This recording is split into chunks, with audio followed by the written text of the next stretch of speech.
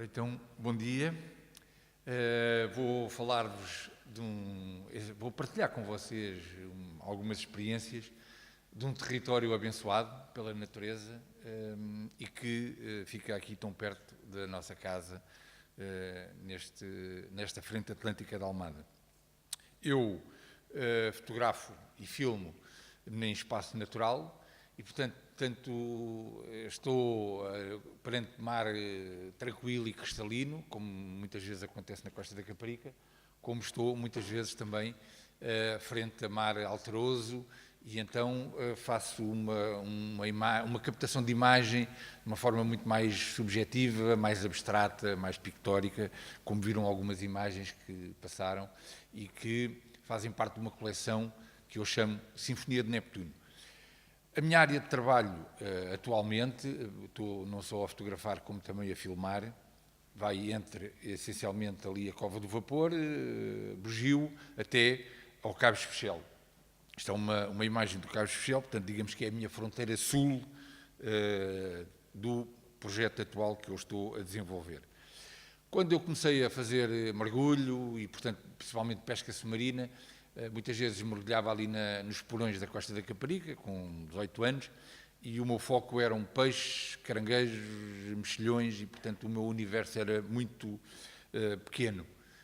Divertia-me, aprendi muito com este mar e, mais tarde, já como fotógrafo, comecei a ir para estas águas, como disse, muitas vezes cristalinas e calmas, com a câmara fotográfica e com uma atenção muito mais pormenorizada. Portanto, eu ia ver detalhes e comecei então a ver que naqueles mexilhões que eu apanhava para comer existiam anémonas pequenas e que muitas vezes ao lado dessas anémonas, desses mexilhões, existiam outras espécies de anémonas, como por exemplo esta anémona morango, ou então ainda outras. Portanto, todo aquele ecossistema era muito mais variado do que eu imaginava nas primeiras abordagens, porque obviamente ia com um foco diferente, e comecei a ver que as anémonas tinham vários tamanhos, várias formas, várias cores, várias texturas, e a diversidade era bastante grande. Ao pé das anémonas, alimentando das anémonas, existem outros organismos, como por exemplo os nudibranquios.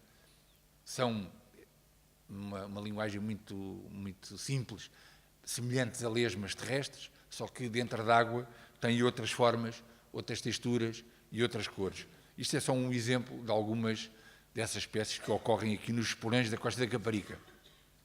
Só para terem uma ideia, esta espécie não produz defesas, constrói defesas, ele ao alimentar-se de anémonas acaba por retirar as células urticantes e depositá-las naqueles apêndices, e portanto conseguem ver ali algumas células dessas anémonas com que ele se alimentou para produzir as suas próprias defesas.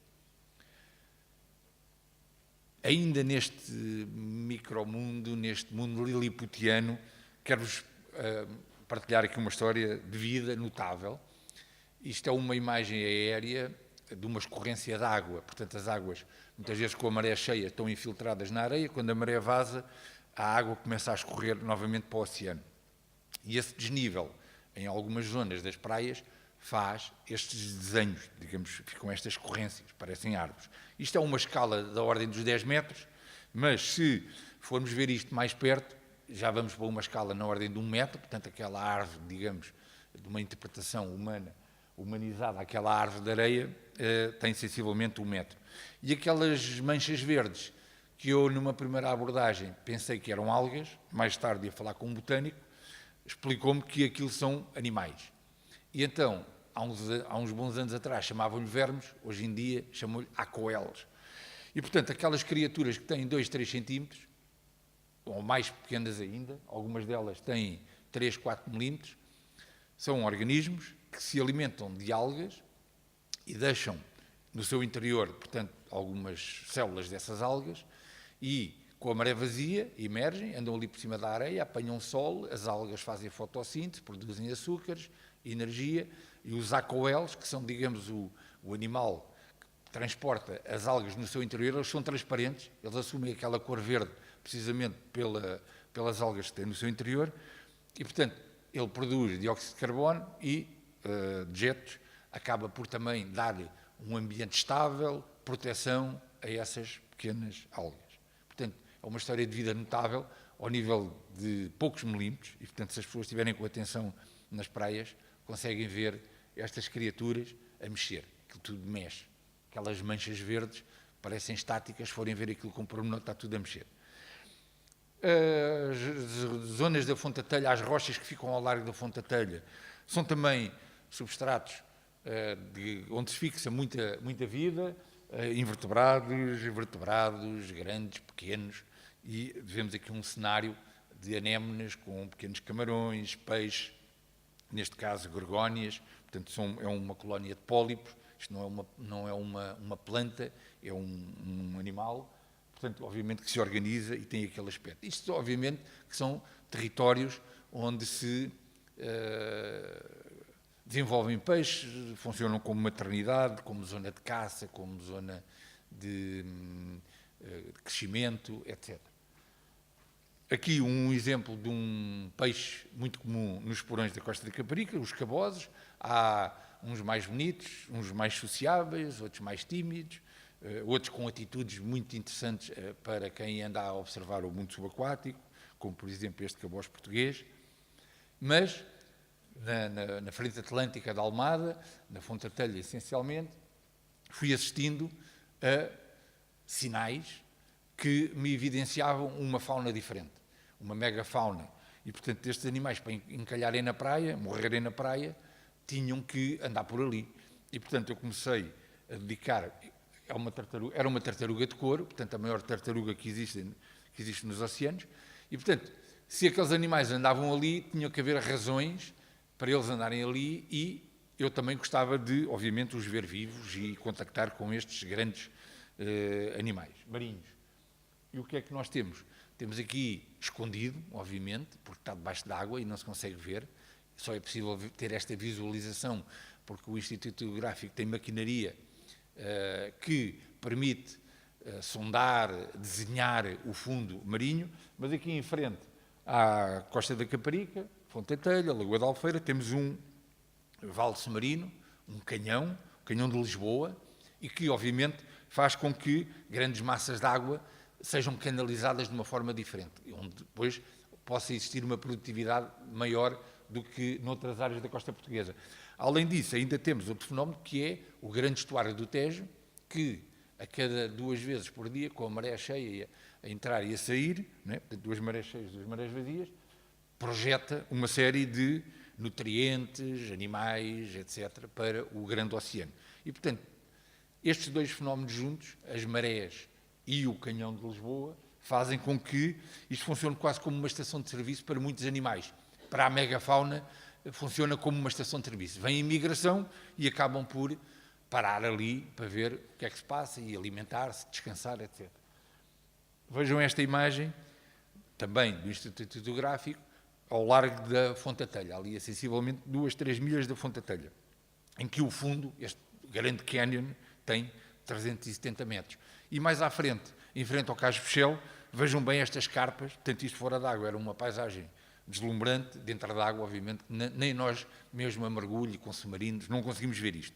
Obviamente só os softwares é que conseguem depois produzir estes desenhos, estas imagens. Ora bem, se um canhão já é uma coisa muito boa, o Canhão de Lisboa com o seu estuário já é fantástico, imagine o que é 2 canhões. Portanto, o Canhão de Setúbal, o Canhão de Lisboa, o estuário do Sado e o estuário de Lisboa. E, portanto, vejam bem esta confluência geológica e a dinâmica dos oceanos e das águas, dos rios, que vão privilegiar toda esta costa que nós temos aqui à porta de casa e que vai fazer com que muitos animais usem este território como zonas de procriação, de descanso, etc., etc. Vejam esta criatura notável que passa um mês, algumas semanas aqui em frente à Costa da Caparica, Fonte da Telha. Portanto, a pardela de Barrete nidifica no hemisfério sul, Atlântico Sul, Falkland e Tristão e Cunha, e depois faz uma migração ao hemisfério norte, passa a invernada deles no nosso confortável e ameno território, e depois volta novamente a criar. Vejam, esta é outra espécie, já é uma ave que vem do norte, isto é um adulto, e portanto é fotografado aqui em frente à Fonte da Telha, e que nidifica nas ilhas mais no Atlântico Norte, e depois vem passar a invernada a Portugal, Marrocos, enfim, desloca-se mais para o sul. E portanto temos uma série de animais residentes, aves residentes, como aves migradoras, como por exemplo esta ganso-patola, que é igual àquele que vimos anterior, só que é um juvenil do primeiro inverno, e portanto ainda tem esta plumagem assim um bocadinho mais bonita, se calhar, ou mais exuberante. Uma ave que passa a vida toda no mar, só vem à terra nidificar, é uma alma de mestre, basicamente parece um pardalinho, é uma ave muito pequenina e que passa toda a vida no mar, em temporais, mares calmos, etc, etc. Portanto, vejam bem a resistência que é preciso ter destas pequenas aves para enfrentar as vagas e os temporais e o frio e a chuva, etc. Uma rola do mar, nos porões da costa da Caparica, e, portanto, também nidificante no hemisfério norte, lá bem em cima, nas ilhas mais a norte. Uma caravela portuguesa, não é comum nas águas aqui da costa da Caparica, mas de vez em quando aparece na primavera ou no outono. Isto é um conjunto de pólipos, portanto é um organismo bastante complexo. Uma alforreca, que se chama, em termos científicos, Catostylus tagi. Não se sabe nada praticamente sobre esta alforreca, tagi de Tejo, portanto é endémica do Tejo e do Sado. O que se sabe desta alforreca é por comparação com outros animais, Catostylus, mas de outros sítios do planeta. Sobre a Catostylus tagi, onde é que ela se reproduz, taxa de crescimento, números de população, etc, etc, nada. Só se sabe que o animal pode pesar X, pode medir Y e pouco mais. E, portanto, nós temos aqui um organismo endémico do Tejo e praticamente não sabemos nada sobre ele. Ora, ainda mergulhando neste plâncton, a alforreca pertence ao plâncton, são todos os animais que não conseguem contrariar as correntes, e, portanto, no plâncton também temos uma diversidade enorme na frente atlântica da Almada, na costa da Caparica, Fonte da Telha, pequenos animais com milímetros, meio milímetro, 0,2, enfim, estes que eu consigo ver, porque ainda há animais microscópicos que eu não consigo ver. Mas pronto, de um modo geral, alguns exemplos de alguns organismos que fazem parte do plâncton e que temos em abundância na costa da Caparica, Fonte da Telha, frente atlântica da Almada. Um dos grandes peixes que passa e que vive nestas águas, portanto a 2, 3 milhas da costa, não é ali em frente à praia, o peixe-lua, o maior peixe ósseo que existe nos oceanos. Também temos várias espécies de golfinhos, como o roaz corvineiro, bastante comum, ainda mais comum às centenas, obviamente não é em frente à praia, é um bocado mais ao largo, 2, 3 quilómetros da costa, os golfinhos comuns, às centenas, como por exemplo estes em que se vê bem a mancha amarela lateral, e agora uma variação muito rara dos golfinhos comuns, em que não tem a mancha amarela lateral. Portanto, é um golfinho muito raro e que tenho visto vários aqui em frente à Fonte da Telha. Portanto, além da diversidade, ainda temos algumas raridades. E uma imagem das orcas que passaram recentemente, em 4 de outubro, aqui à frente atlântica da Almada, como conseguem ver lá ao fundo, é ali à riba fóssil. Portanto, este é um grande macho, é o Morales, é uma população, uma família muito bem conhecida do Estreito de Gibraltar. Portanto, eles passam a primavera e o verão no Estreito de Gibraltar a comer atuns e outros peixes, e depois, quando chega a altura do outono, migram tipicamente para norte, muitas vezes vão para o norte de Marrocos também, mas tipicamente vêm para norte. E, portanto, passam ali Sagres, São Vicente, costa portuguesa, toda por aí acima. Este grupo eram 8 animais, foi visto no dia 4, aqui em frente à Caparica, depois no dia 5 andou por aqui, no dia 6 esteve em Troia, foi ali comer uns chocos, depois foi visto novamente na Ericeira, que foi lá comer se calhar outra coisa, qualquer outro petisco, e a 29 de outubro foram avistadas este grupo de 8 orcas, com o Morales, em Biarritz, no sul de França, portanto Atlântico. Vejam bem como estes animais circulam nestes oceanos. E, portanto, é um privilégio nós podermos ver, em frente à Caparica, estes animais. Nós, comunidade, digamos, civil, não estamos tão atentos a isto, a comunidade pescatória está muito mais atenta. Eles falam muitas vezes de relatos de várias vezes que encontram as orcas, as baleias, etc. E, portanto, eles têm um conhecimento, às vezes, mais detalhado destes organismos que passam aqui à porta de casa. Outros que também têm fluxos migratórios, não tanto como as orcas, mas vêm mais em correntes. Portanto, quando águas mais quentes se aproximam da costa, toda esta bicharada, como por exemplo alguns tubarões, aproximam-se ligeiramente mais da costa. Eu quando digo aproximam-se, estamos a falar de 4, 5 quilómetros. Não pensem que os tubarões aparecem ali na praia. Mas pronto, isto é uma espécie muito comum, que é o tubarão azul ou a tintureira, e que tenho fotografado regularmente e filmado ali por fora da Fonte da Telha, Lagoa da Albufeira. Essencialmente, os animais que eu vou encontrando são fêmeas, ou muito pequenos, portanto nunca vi um macho. E, portanto, isso também dá sinais de migração, fluxos de população, etc. Portanto, muitas vezes vejo tubarões com 70 centímetros, parecem animais assim de borracha, pequeninos. E, portanto, este animal, obviamente, para muitas das pessoas, pode criar algum receio, já não vou dizer medo, mas algum receio. São animais completamente pacíficos, não mordem, não fazem mal. E, portanto, mesmo grandes animais, já tive com muitos tubarões destes dentro d'água, nunca me tocaram, nunca houve nenhuma ameaça. Publiquei um artigo na National Geographic portuguesa em dezembro de 2016, precisamente a falar sobre o fenómeno do Canhão de Lisboa e esta espécie e esta dinâmica.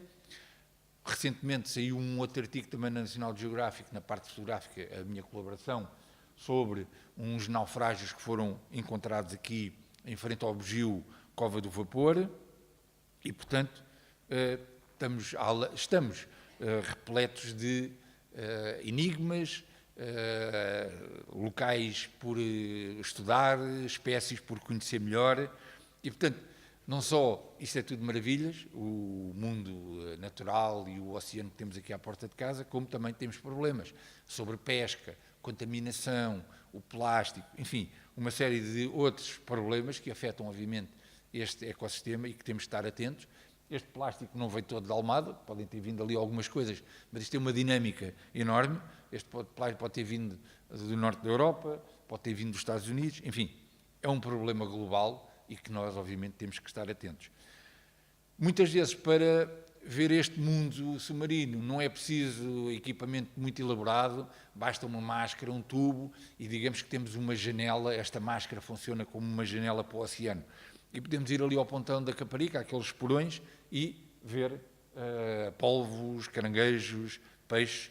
Eu, quando era mais novo e quando também fotografei tubarões nos Açores, gostava de partilhar aquela experiência, daquela tranquilidade dos animais com os meus filhos. Só que ir aos Açores, a mulher, os filhos, enfim, era uma despesa mais elevada. Consegui então que os meus filhos fossem conhecer estes tubarões que vivem aqui em frente à casa. Portanto, isto é fotografado aqui na Fonte da Telha, obviamente a 2 ou 3 milhas da costa.